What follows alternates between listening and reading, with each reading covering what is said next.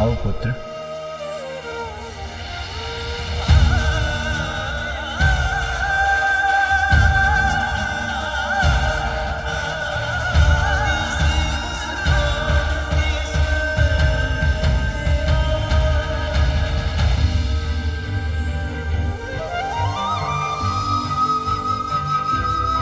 पिताश्री, आप निद्रामग्न हो गए क्या?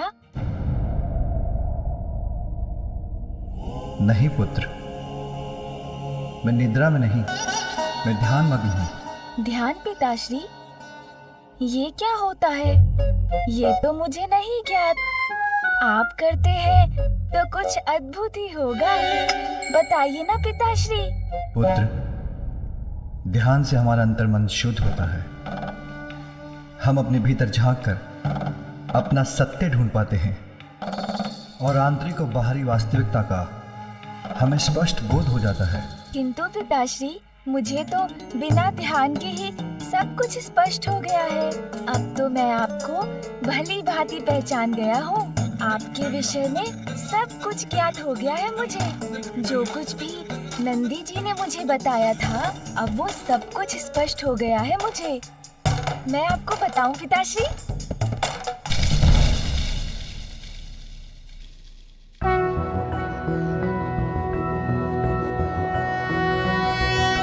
सृष्टि के आप ही नाथ, शिव शंभु जय भोलेनाथ।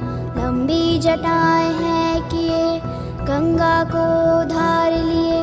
डमरू त्रिशूल है हाथ, त्रिनेत्र जय भोलेनाथ। सृष्टि के आप ही नाथ, शिव शंभु जय भोलेनाथ।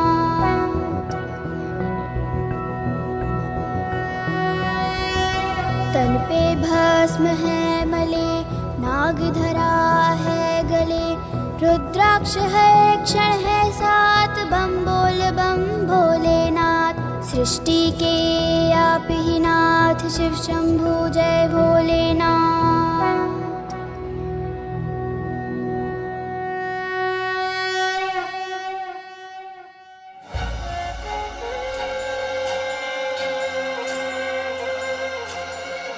पुनः यही बैठ जाता हूँ उनके निकट।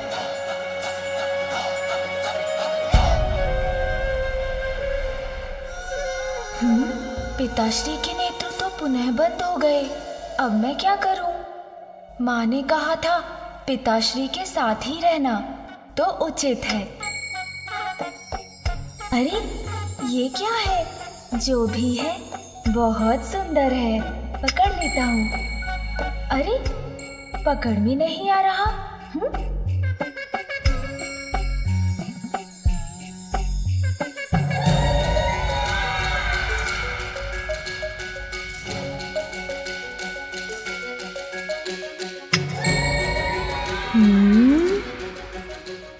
ओह, ये तो कुछ अत्यंत विचित्र और अद्भुत है पिताश्री की जटाओं में। नंदी जी ने तो इसके विषय में कुछ बताया ही नहीं।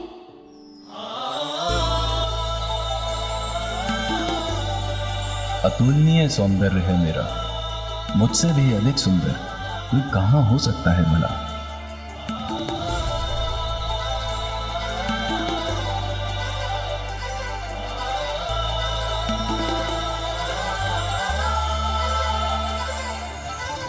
देख लो इसका स्पर्श कैसा होगा।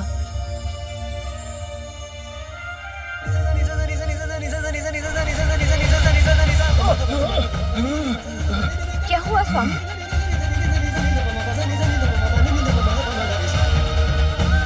ये तो अनर्थ हो गया। माता पार्वती के पुत्र ने मुझे महादेव के मस्तक से उतार कर अपने हाथों में ले लिया है। नहीं नहीं, ये तो सर्वथा अनुचित है। बड़ी अद्भुत चमक है इसकी।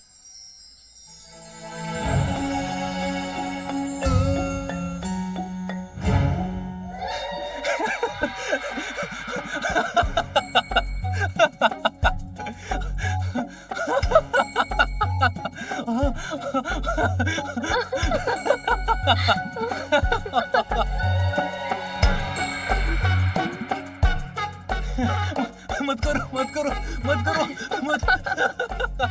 किंतु स्वामी, मैं आपको कहाँ गुदगुदा रही हूँ? माता पार्वती का पुत्र मुझे गुदगुदा कर अब प्रताड़ित कर रहा है।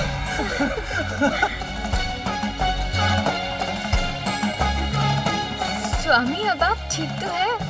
हाँ, अभी तो कुछ अच्छा अनुभव कर रहा हूँ। अपने इस दिव्यास्त्र से मैं सभी बुरे असुरों को नष्ट कर दूंगा।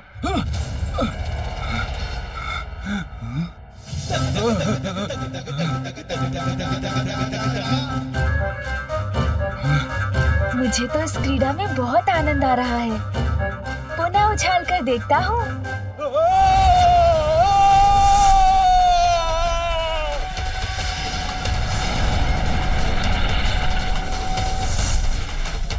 प्रकाश कहां से उत्पन्न हो रहा है?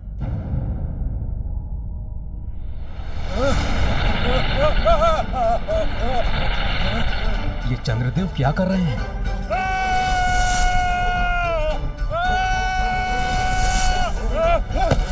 रोहिणी, बचाओ मुझे, कुछ कीजिए, सहायता कीजिए मेरी। स्वामी, आपने शनिदेव को देवी पार्वती के पुत्र को देखने के लिए प्रेरित किया था ना? ये उसी का परिणाम है। अब ये तो आपको भुगतना ही होगा। देवी पार्वती का पुत्र चंद्रमा के साथ क्रीड़ा कर रहा है। कहीं इसके परिणाम स्वरूप उन्हें उस पर कोई संकट ना आ जाए। आपकी चिंता दूर करने के लिए मैं अपनी वीणा से कोई राग वादन करती हूँ।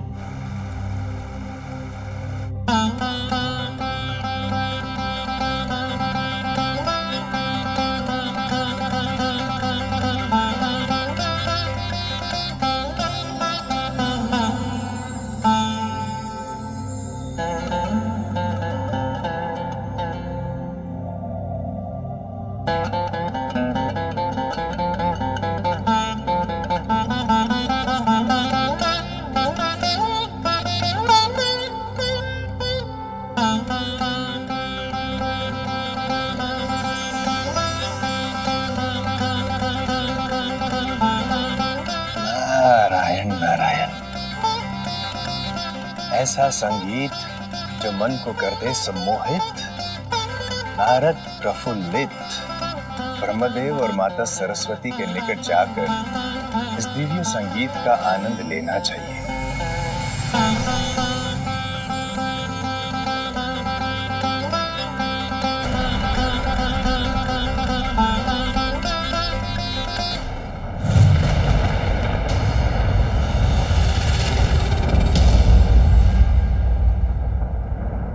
क्या हुआ देवी? अचानक कौन सी चिंता आपको विचलित कर उठी है?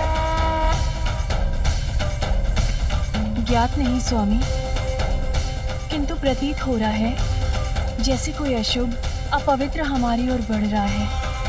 कुछ ऐसा जो हमारे इस पवित्र स्थान को दूषित कर देगा।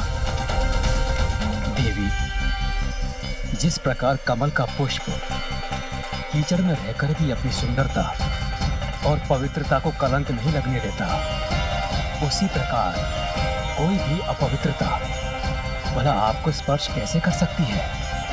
आप तो स्वयं दिव्य पवित्रता की ही प्रतीक हैं। वैसे भी कभी कभी अपवित्रता के जागृत होने से ही पवित्रता का भी भान होता है। आपका कथन सर्वथा उचित है स्वामी। अपवित्रता के अंत में ही पवित्रता का विस्तार निहित है। किंतु फिर भी यहाँ किसी अपवित्र और दूषित अस्तित्व के आगमन का आभास मुझे चिंता मुक्त नहीं होने दे रहा है स्वामी।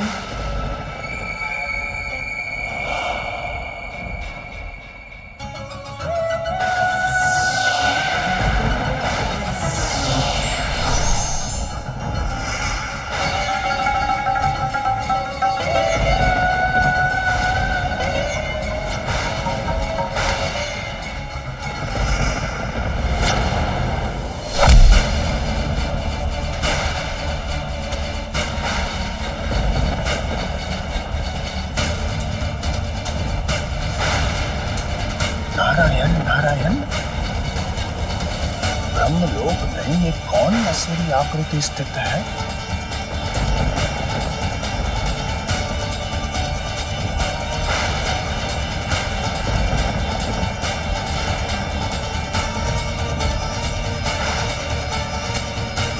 कदाचित देवी सरस्वती की चिंता उचित थी। इस दुष्ट के आगमन की पूर्व सूचना प्राप्त हो रही थी उन्हें।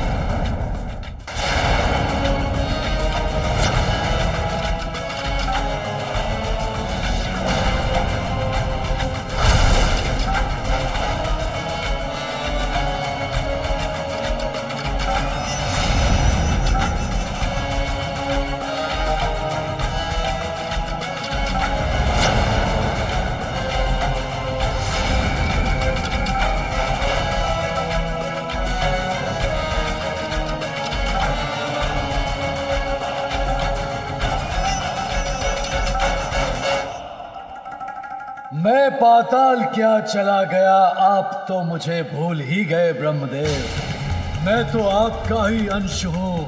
आपकी अशांति का कारण मुझे पता है।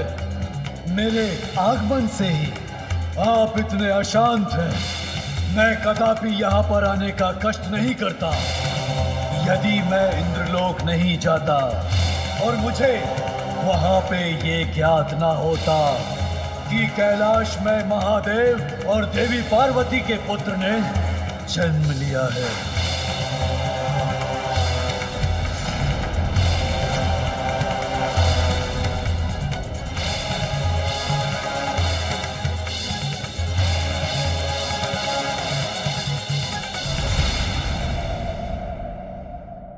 इससे तो कितना प्रकाश प्रस्फुटित हो रहा। एक बार इसे ढक कर देखता हूँ।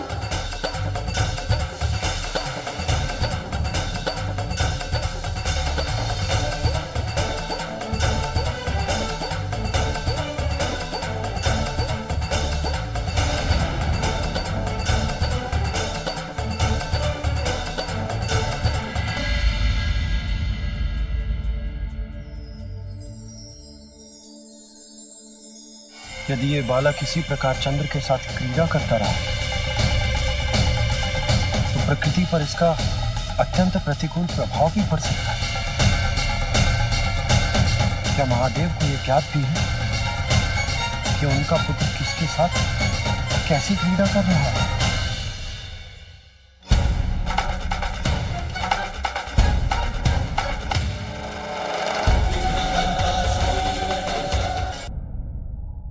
अब मुझसे अपना बचाव करना चाहते हो तो मेरे प्रश्न का उत्तर दो। क्या कर रहे थे तुम सभी देवता कैलाश पर? बताओ, अन्यथा।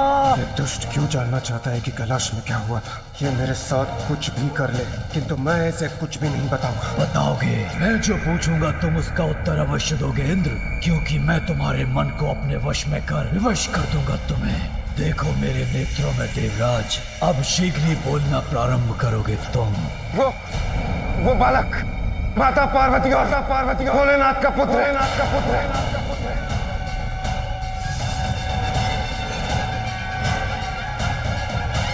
तो सिंगिका ने उचित कहा था।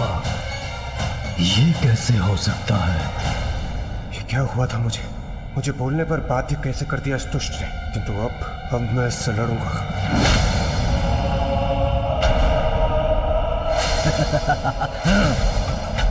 प्रतीत हो रहा है और प्रताड़ित और अपमानित होना है तुम्हें इंद्रदेव। तुम्हें निराश नहीं करूंगा।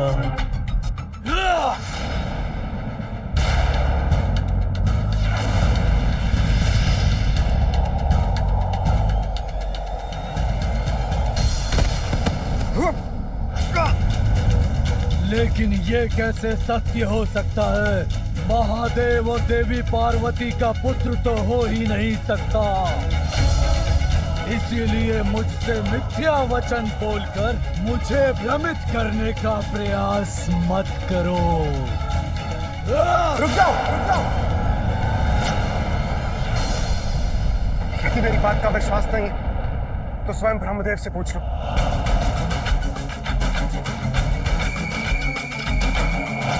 ब्रह्मदेव,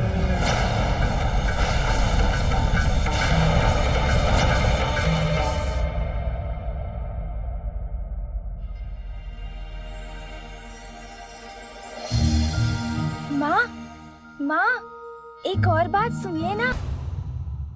अरे वाह, जल में तो इसका प्रतिबिंब और भी सुंदर लग रहा है। इससे प्रकाशित ये मत्स्य बहुत मनमोहक प्रतीत होती है। इसे जल में डालकर तो और भी स्पष्ट दिखाई देगी ये, और भी सुंदर दृश्य उत्पन्न होगा। बहुत आनंद आएगा।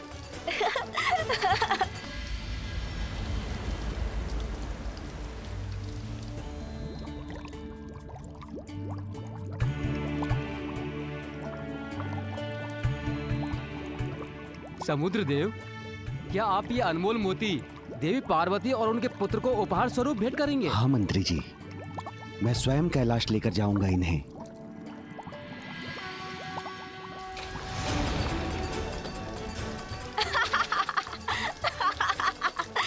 ये गया।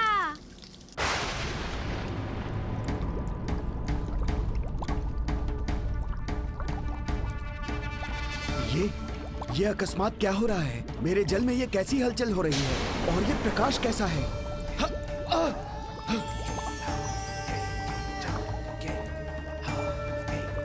चंद्र, वो यहाँ मेरे जल में क्यों है?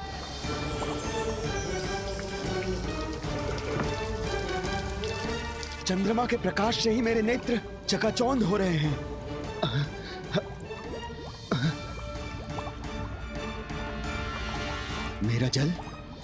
मेरा जल अशांत हो उठा है उनके आगमन से।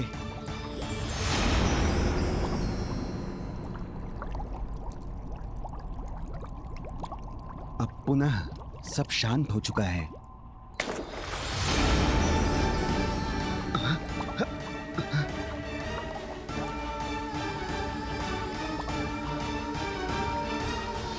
ये चंद्र क्या करने का प्रयास कर रहे हैं? कैसी क्रीड़ा है ये उनकी? मेरा जल अधीर होकर पुनः शांत हो जाता है। क्या कारण हो सकता है इसका?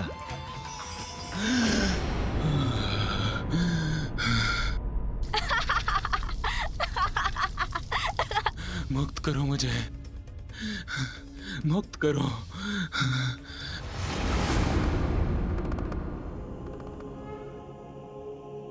प्रभु,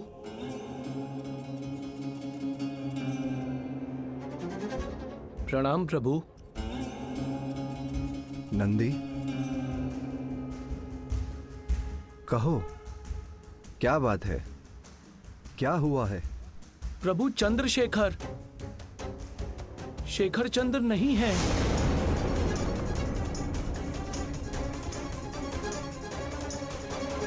मैंने वरदान दिया था चंद्र को कि वो सदा मेरे शीश पर स्थित रहेंगे। फिर वो मेरे शीश से कहां चले गए? कौन हटा सकता है उन्हें वहां से? क्या हुआ ब्रह्मदेव? आप इतने शांत क्यों हो गए? मैं प्रत्यक्ष खड़ा हूं आपके समक्ष और पूछ रहा हूं आपसे, क्या यह सत्य है?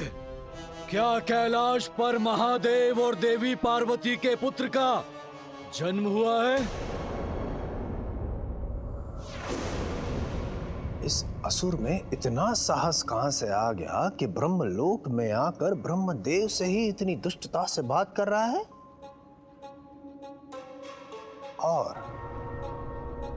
और भोलेनाथ और माता पार्वती के पुत्र में इतनी रुचि क्यों है इस राक्षस को? नारायण नारायण।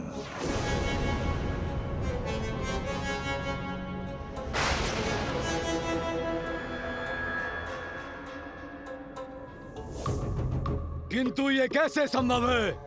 महादेव ने तो वचन दिया था देवताओं को, उनके और देवी पार्वती के संयोग से उन्हें कोई संतान नहीं होगी। यदा यदा हि धर्मस्य ग्लानिर्भवति भारतः अभ्युत्थानम् अधर्मस्य तदात्मानं सृजाम्यहम् परित्राणाय साधूनां विनाशाय च दुष्कृतां धर्म संस्थापनार्थाय संभवामि युगे युगे।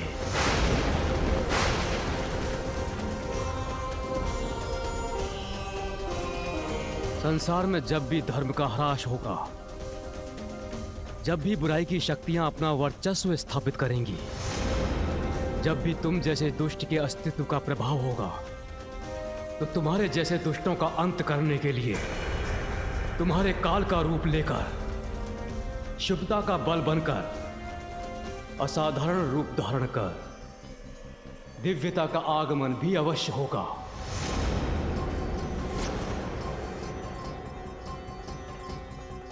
कैलाश में महादेव और देवी पार्वती के पुत्र के रूप में जिसका जन्म हुआ है, वो ही तुम्हारा अंत करेगा सिंदूरा।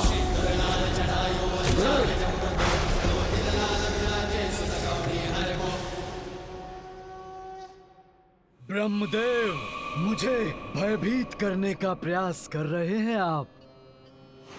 एक बालक अंत करेगा मेरा? कदापि नहीं। क्या आपको स्मरण नहीं है कि मैं अपराजेय हूं? आप विष्णु या स्वयं महादेव भी मुझे पराजित नहीं कर सकते। ये तुम्हारा दुर्भाग्य है कि मुझसे प्राप्त वरदान की शक्तियों का अनुचित प्रयोग करके तुम एक पापी दुष्ट असुर बन गए सिंदूरा। किंतु पापी कभी अजेय नहीं होते। ये ज्ञात होते हुए भी तुम अपने कुकृत्यों में लिप्त हो।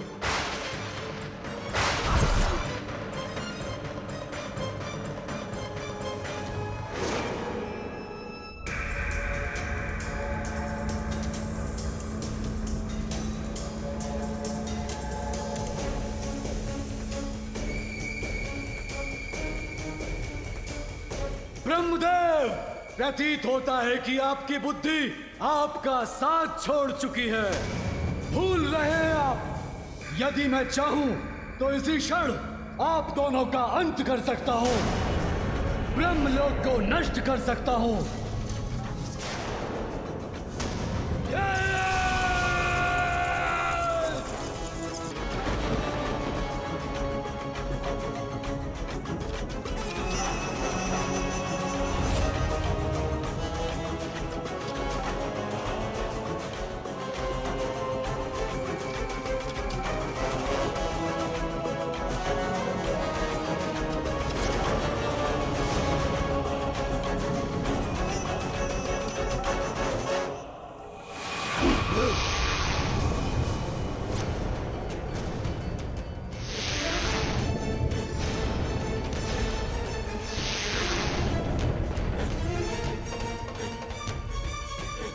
बस सिंदूरा, बहुत हुई तुम्हारी धृष्टता।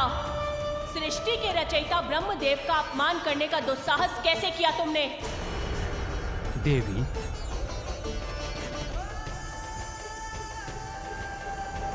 और तुमसे अपेक्षा भी क्या कर सकता हूं मैं? तुमने अपनी शक्तियों को व्यर्थ किया है। संस्कार विहीन तो तुम थे ही, किंतु अब तुम्हारे बल से उत्पन्न अहंकार और तुम्हारी दुष्ट प्रवृत्ति ने तुम्हारा सर्वनाश सुनिश्चित कर दिया है। ब्रह्मदेव ने मुझे वरदान तो बहुत दिए, किंतु प्रतीत होता है संस्कार देना भूल गए।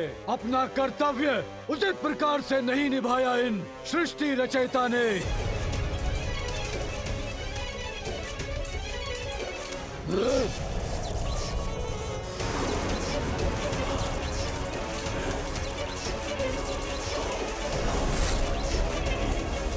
बहुत हुआ ये प्रलाप।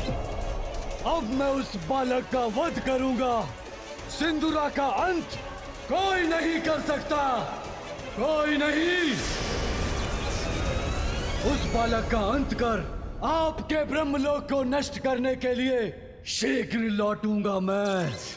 अजय तो आपने ही मुझे बनाया है ब्रह्मदेव, तो मेरे पराक्रम के परिणाम का सामना करने में कैसा संकोच पिताश्री।